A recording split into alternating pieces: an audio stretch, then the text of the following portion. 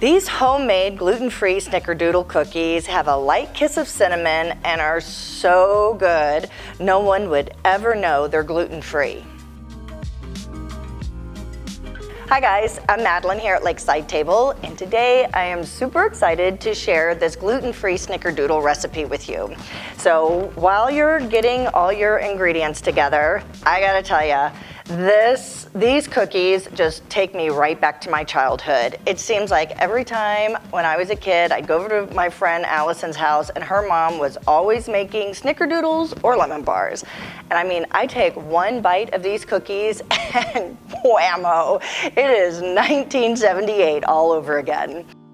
First, we're going to cream 8 ounces of unsalted butter with 1.5 cups sugar until it's light and super fluffy. Add 2 eggs, 1 tablespoon milk, and 2 teaspoons vanilla extract. Beat all this together on a medium speed until completely combined. Then, in a separate bowl, sift 2 cups of cup-for-cup gluten-free flour with 1 teaspoon salt, 1.5 teaspoons cream of tartar, and ½ teaspoon baking soda. On the lowest speed, gently mix the gluten-free flour mixture into the butter mixture until everything comes together. Cover this with plastic and chill for 1 hour. The main reason why you want to refrigerate your dough is that you want it to firm up so that it's not super sticky when you roll it out. This actually, chilling it, makes it easier to roll so the dough stays in the ball and not on your hands. So this dough I made earlier, it's already chilled and it's ready to be rolled out.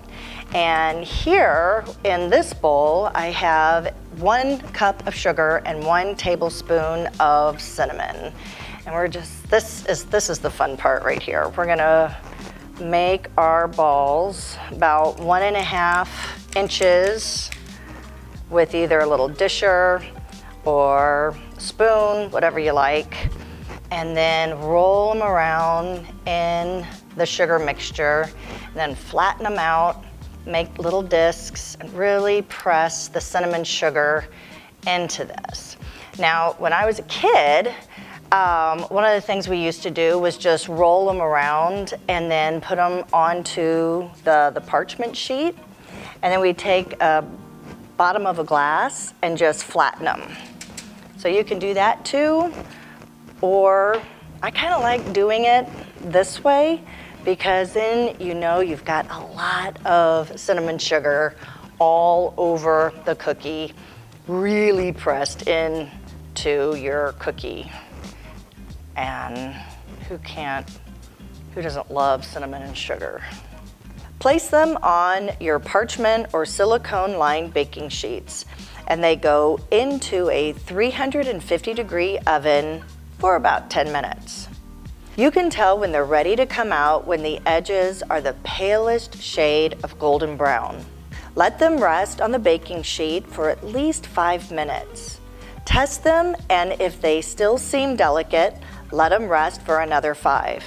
Then you can put them on a cooling rack and let them cool completely, or go ahead and eat them. I think these are best with a glass of ice cold milk, or if it's really cold outside, maybe a hot cup of coffee.